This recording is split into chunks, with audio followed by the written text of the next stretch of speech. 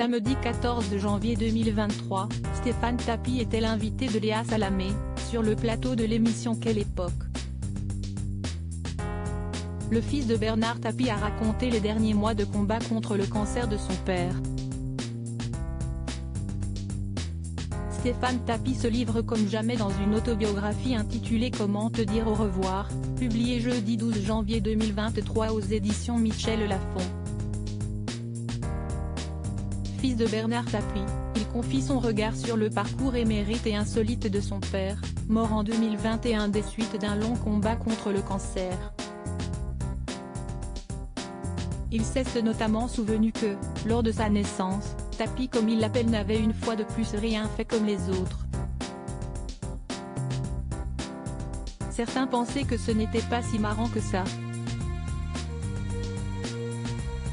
Si est-il alors que j'ai pris conscience que ce n'était pas un drame, mais quand même. En effet, Bernard Tapie a oublié de déclarer son fils à l'état civil et demandé à une infirmière de trafiquer l'acte de naissance. Si est ainsi que Stéphane Tapie, né le 5 août 1969, est pour l'état civil né le 9 août 1969. Que s'est-il passé ? Mon père avait oublié de me déclarer, écrit Stéphane Tapie dans son livre. Une façon d'être pour son cancer, comme pour ses batailles juridiques ou ses affaires, Bernard Tapie abordait tout avec un esprit combatif et sans limite. Si est ainsi que lorsqu'il a pris connaissance de son diagnostic, il a tenu à n'inquiéter personne. Il a tout tenté et gardé un esprit robuste jusqu'à la fin. 2 mois avant sa mort, alors que son état ne cessait d'empirer, l'ancien ministre continuait de croire en sa guérison. C'était sa façon d'être, tout simplement. Jusque juillet, Bernard Tapie est resté persuadé de sa guérison.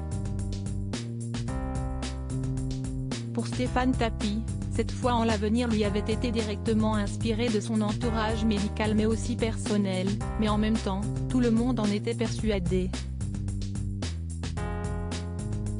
Même ses oncologues au départ.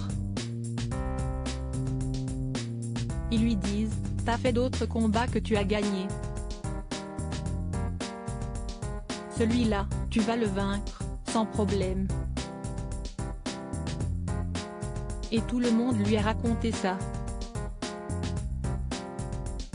Lui aussi a commencé à y croire. Il l'appelait, il insultait le cancer. Il faisait du tapis avec son cancer. A analysé le fils de Bernard Tapie, dans l'émission Quelle époque, samedi 14 janvier 2023. Une preuve que jusqu'au bout Bernard Tapie est resté fidèle à lui-même.